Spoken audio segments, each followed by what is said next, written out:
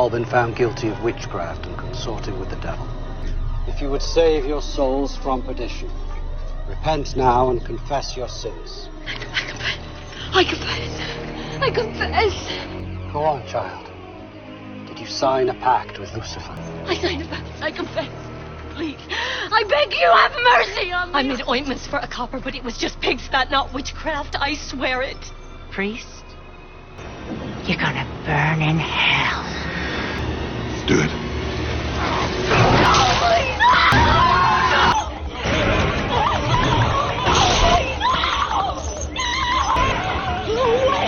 Wait, you said you would spare me.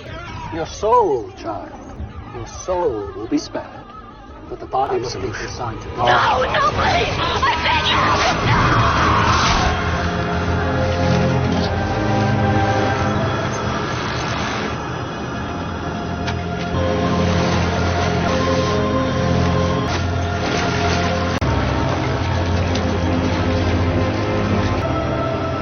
Wait! Bodies, they must be pulled up. There are words which must be spoken from the Book of Solomon to ensure they do not rise again. You've been hung and drowned. That's dead enough for me.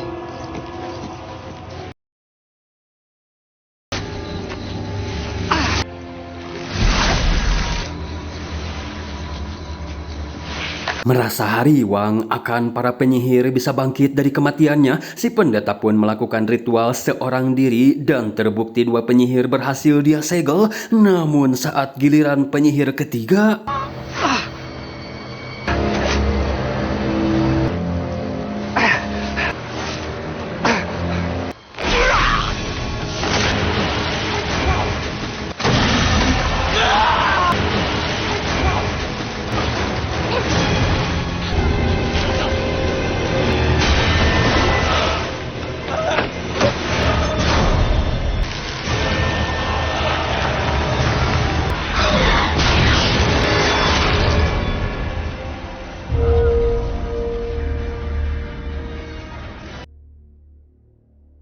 satu abad kemudian, kesatria Teutonic Jerman yang sudah melegenda karena kehebatannya, mereka adalah Sir Behmen dan Sir Pelson, tergabung dalam sebuah peperangan yang dikenal dengan Perang Salib. Seperti yang kita tahu, kalau peperangan tersebut berlangsung selama hampir 2 abad. 600 myself.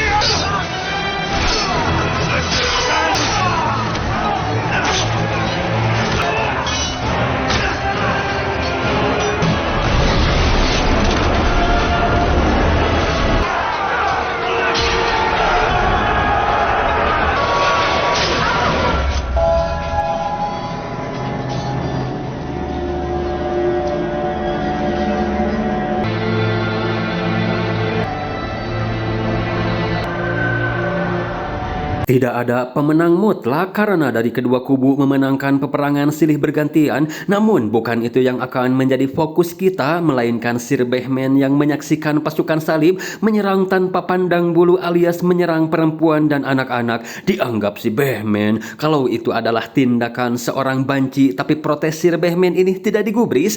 Alhasil dia lebih memilih pergi daripada urusan malah jadi panjang. You cannot leave. Who's going to stop us?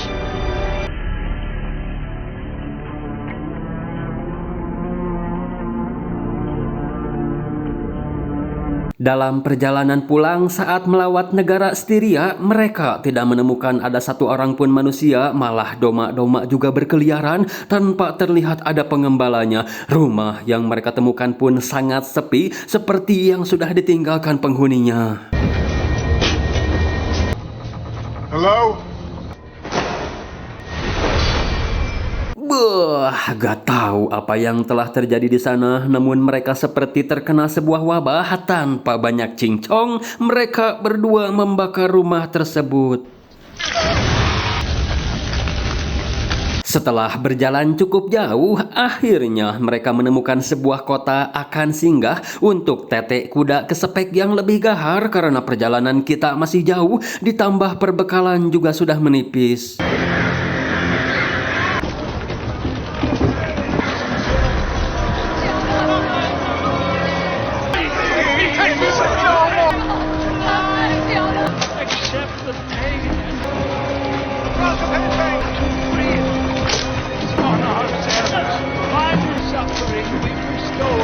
What madness is this? Plague. Seseorang memberitahu mereka sudah 3 tahun kota ini terkena wabah hitam, penyakit menular di mana-mana dan tidak ada obatnya. Tapi dia merasa heran kenapa kalian tidak tahu berita seviral ini. Mereka pun menjawab kalau kami adalah pengembara sehingga hanya untuk mencari keperluan. Saat ditunjukkan kuda terbaik padahal sudah dibayar, tapi apesnya mereka berdua, identitas sebagai pejuang salib harus terbongkar dari simbol yang terdapat pada pedang. Tidak lama dari itu mereka berdua pun ditahan dan dianggap sebagai desertir. Tapi seseorang bernama De Belzac yang melihat simbol pada pedang, seketika ia pun minta mereka supaya ikut untuk dipertemukan dengan kardinal yang juga terkena wabah dan kondisinya sudah sangat parah. Dia yang bertanya siapa nama kalian, baru juga Sir Behman yang memperkenalkan diri. Si kardinal langsung tahu pasti temanmu bernama Pelson karena kalian adalah paketan yang kehebatannya sudah melegenda. Jadi kebetulan banget si kardinal memberi kesempatan pada kalian untuk menebus dosa, kembali melayani gereja dan mengemban tugas mengawal seorang penyihir hitam yang diduga adalah sumber dari wabah ini menuju ke sebuah biara terpencil di Severax, di mana di sana terdapat salinan terakhir buku kuno yang bisa menghancurkan kekuatan penyihir dan mengakhiri wabah ini. Will you serve the church once more? I serve the church no more. Akibat dari penolakannya, status desertir pun tidak bisa lepas dari mereka berdua dan harus mendapatkan hukuman. Sebelum diadili, mereka ditahan di penjara bawah tanah bersama tetangga mereka yang diduga itu adalah si penyihir. Wah, apakah dia si penyihir sama dengan seabad yang lalu, gengs? Bisa jadi sih, kan penyihir mah awet muda. Tapi si Behman tidak yakin kalau dia adalah penyihir, meskipun kata si De Belzac dia telah mengakuinya karena katanya gereja terkadang sangat persuasif. They are godless people, infidels! Melihat luka di sekujur tubuh si penyihir, si Behman berasumsi lebih keyakin kalau dia telah dipaksa untuk mengaku sebagai penyihir. Lantas dia pun minta si De Belzac supaya menyampaikannya pada kardinal kalau kami akan menerima tugas pengawalan dengan syarat gadis itu harus diadili secara adil dan gugurkan status desertir pada kami. We are here. Si Behman di sini tidak suka menempuh perjalanan pakai peta karena akan terasa lambat. Jadi dia menginginkan seseorang yang suka bepergian, seseorang yang pernah melakukan perjalanan kemana-mana. Sebenarnya gereja memiliki orang yang seperti itu, tapi dia seorang penipu yang kini sedang ditahan. Lantas si Behman pun minta untuk dipertemukan. Dia bernama Hagamar, penjual benda pusaka palsu yang sudah menjajakan barangnya ke seluruh penjuru dunia. Saat ditanya Severac pun, dia langsung memberitahu si Behman kondisi di sana karena pernah menjual ekor komet dan bendera Mesir pada seorang biarawan. The bailiff is prepared to pardon you on one condition. You serve as our guide to Severac. Condition accepted.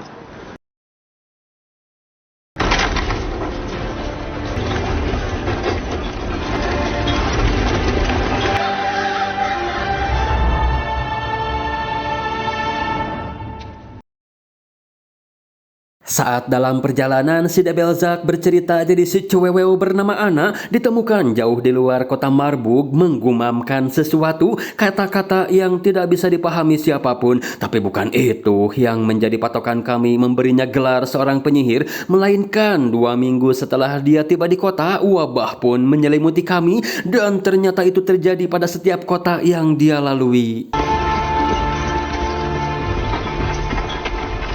You know we're being followed. Let's give him a royal welcome.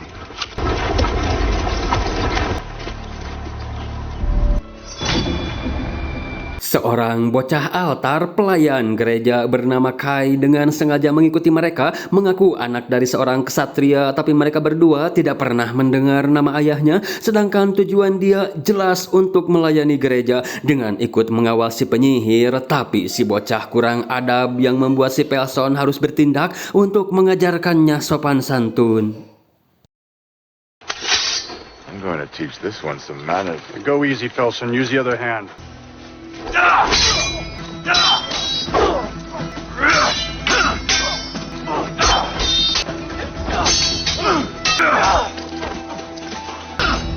Not bad for an older boy.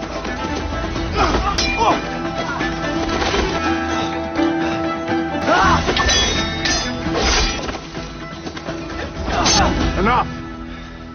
Melihat kemampuan perangnya untuk seukuran bocah sangatlah tidak buruk, si Behmen pun menerimanya dan singkat waktu malam pun poek mereka mendirikan kemah. Si Behmen menghampiri si anak untuk memberinya makan dan selimut. Dia berkata kalau si Behmen tidak seperti yang lain sambil menatap ke arah si Debelzak. Si Behmen pun bertanya apakah dia pernah menyakitimu. Jawabannya iya, jelas si Behmen sangat tidak menyukai banci-banci yang melakukan kekerasan terhadap wanita. Ia pun kembali dan diperingati si Debelzak, jika si penyihir mengatakan sesuatu, percayalah dia adalah seorang pendusta akan berusaha menebar kebencian satu sama lain. Who's to guard the wagon? Don't worry, lad. Don't do plenty of time between.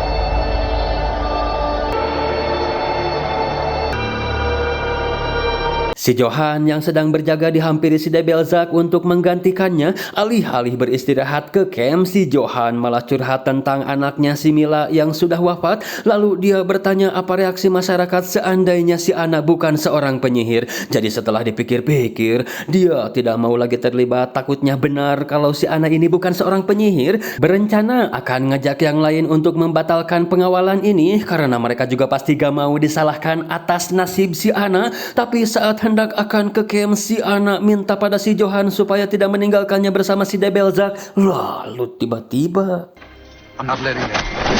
Give me that key. How did she escape?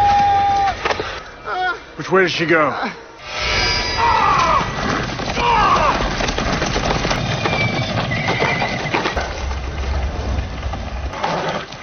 Klein Eckhart, that way.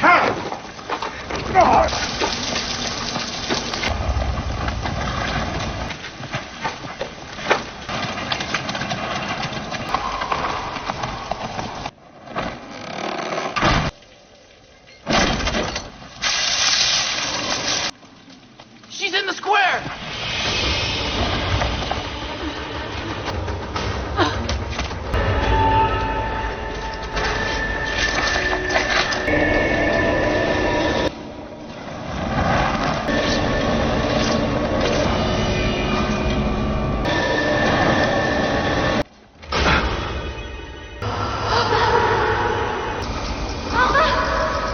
Wait here.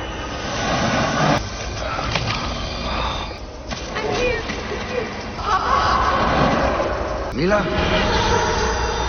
Eckhart! Papa, is that you? Mila. My John. Mila!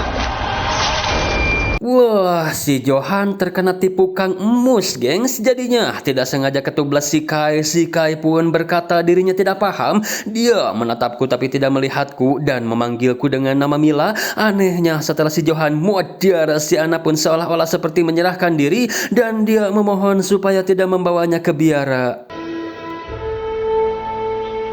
Heavenly Father, we pray thee, take thy servant. Mendengar cerita si Kai, si Debelzak kembali memperingati si Behmen supaya tidak membicarakan rahasia, kesedihan atau apapun itu yang bisa membuat kita lemah di hadapannya, karena itu hanya akan menjadi senjatanya untuk memanipulatif kita, seperti yang terjadi pada si Johan. Dia semalam mendengar kita membicarakan anaknya yang sudah meninggal. Tatapan Picung Ngureun berbanding terbalik saat menatap si Behmen. Mereka pun melanjutkan perjalanan tanpa adanya si Johan. Sampailah ke sebuah jembatan di mana si Hagamar lupa kalau terakhir kali kesini adalah 9 tahun yang lalu. Jadi wajar jika jembatannya reyot, bukan karena dikorupsi, melainkan sudah habis masanya. Bayman. Bayman!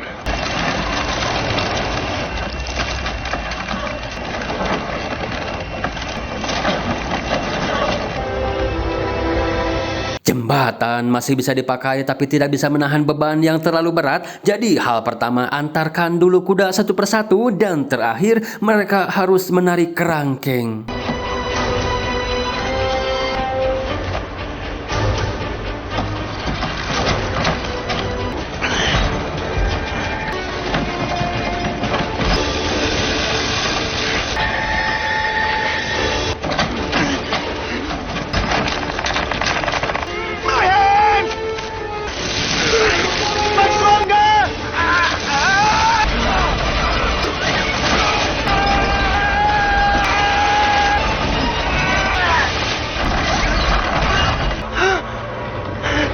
Ajaib sekali. Apakah dengan kejadian ini masih tidak ada yang percaya kalau si Anna adalah seorang penyihir?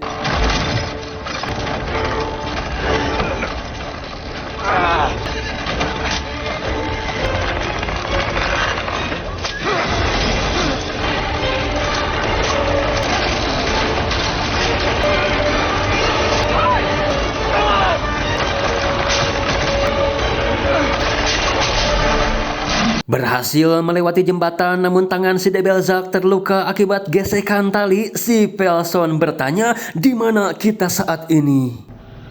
Wynwood Forest. Si Hagamar bukan tidak tahu arah, cuma pandangannya saja yang tertutup kabut. Jadi daripada nyasar malah jauh, mereka pun memutuskan untuk mendirikan camp. Si Behmen yang mendengar cerita si Kai, lantas dia pun menanyakannya pada si Anna. Do you believe I'm a witch, Bayman?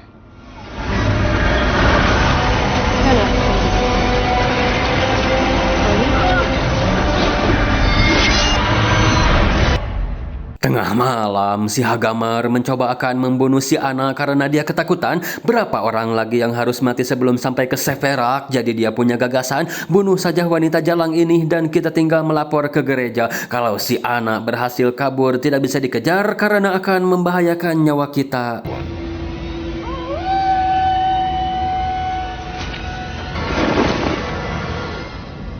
Did you hear that? Listen.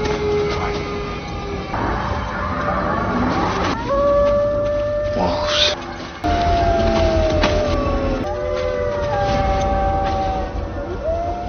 What do we do? Kill as many as you can.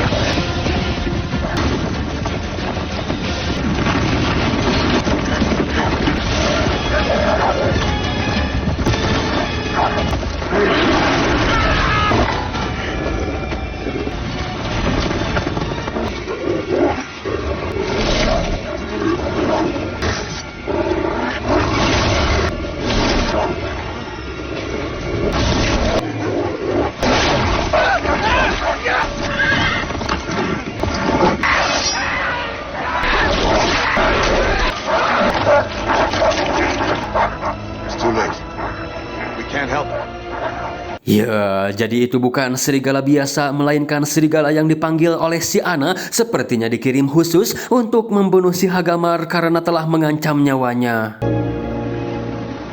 Keesokannya, si Behmen teringat dengan kata-kata si Hagamar. Dia pun memutuskan untuk membunuh si Anna, tapi dicegah si Debelzak karena tujuan kita untuk menghentikan wabah, jadi masih memerlukan si Anna. Tapi si Behmen jiwanya sudah dipenuhi dengan amarah dan tetap nekat akan membunuh si Anna. The end is in sight. Severak.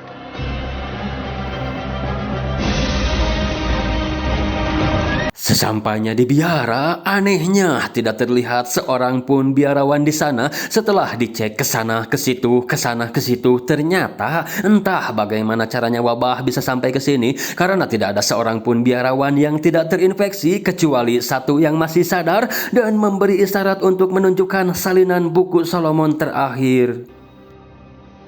You perform the ritual.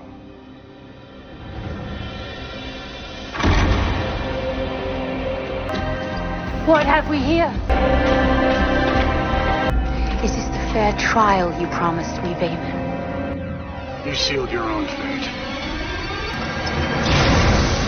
that she has admitted to calling up a plague against all mankind. Let it be known to all here present and before God himself. I'm flattered. But I must confess, I have deceived you. That is a lie, witch. De Prozac, the ritual. Ecce crucem Domine, partis ad se, adioro fugite. I knew Bayman. Ya, mantra anti sihir tidak mempan, malah si Ana membuat si Behmen kaget karena dia bisa tahu dosa terbesar si Behmen yang selalu terbawa mimpi, yaitu tidak sengaja membunuh emak-emak saat dalam peperangan. Kau pikir menyelamatkan satu wanita sepertiku itu akan menghapus dosamu?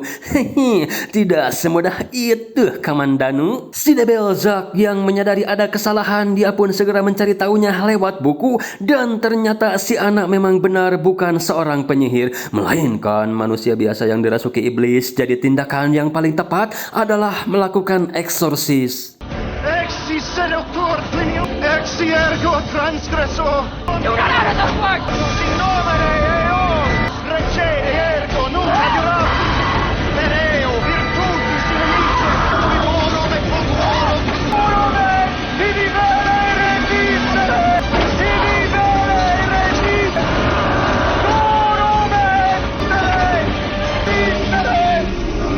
vivere reticere.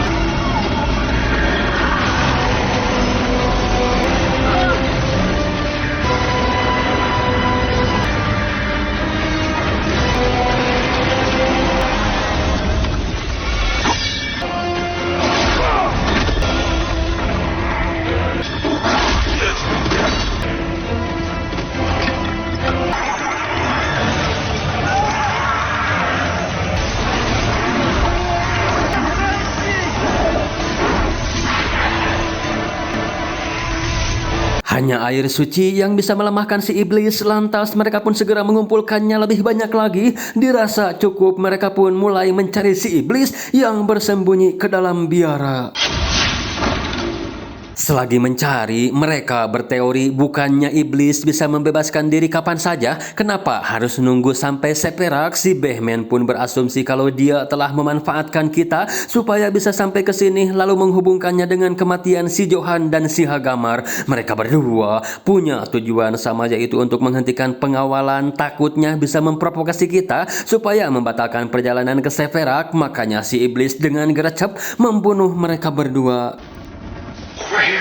Bukan si iblis yang mereka temukan, melainkan ada banyak sekali biarawan yang sudah terkena wabah, dan mereka semua ternyata adalah para pembuat salinan buku Solomon yang akan disebarkan ke seluruh penjuru dunia untuk mempersenjatai orang suci dalam melawan iblis dan sebangsanya. Dengan kata lain, si iblis mencegah hal itu terjadi. Dia tahu ada salinan terakhir, tapi dia tidak tahu alamat di mana salinan itu disimpan. Makanya dia membuat si Ana supaya dipercaya orang-orang kalau dia adalah seorang penyihir. Jadi dengan begitu, hal serupa seperti di scene awal tadi pun kini terulang kembali. Dengan sendirinya si iblis dituntun menuju buku salinan untuk dia hancurkan.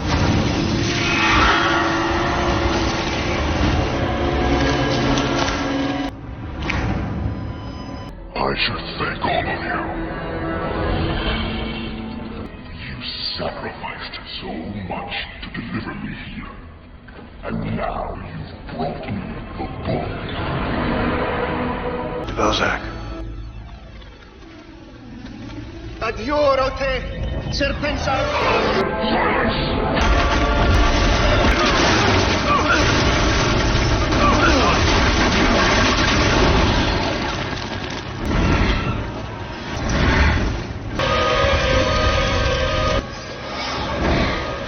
Where are they? Who? The monks.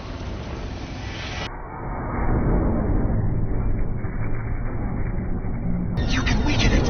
You have to keep reading. Deus es filio eos per iuricem vivorum et mortuorum exi seductor plini omni dolo et fallacia dalo contrexio.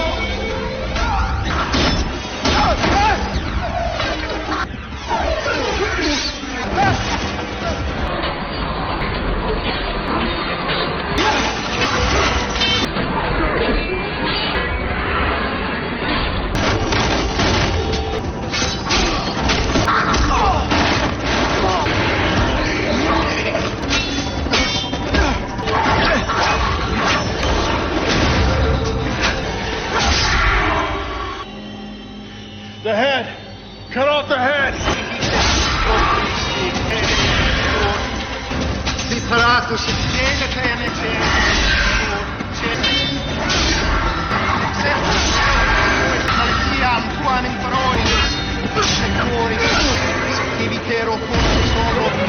They're like cockroaches.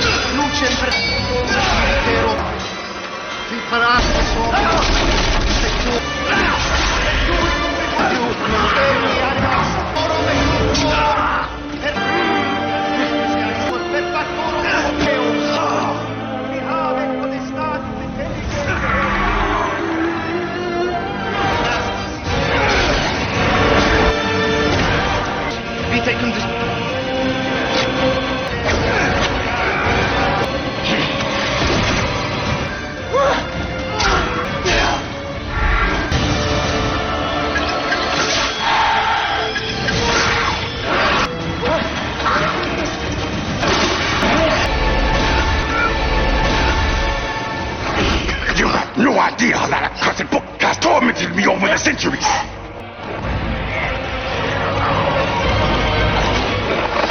I destroyed the others. This is the last one.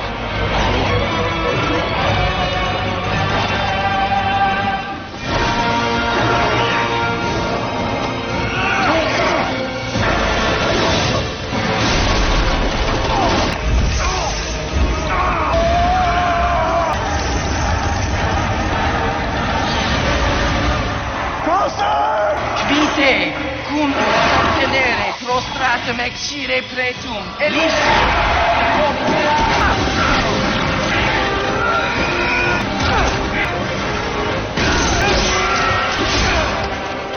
Finish it! Si enem hominem. Eu non potere seridere. Lo contere. Giudicare vivos et mortos.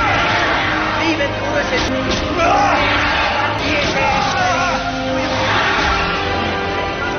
seculum perignem. Amen.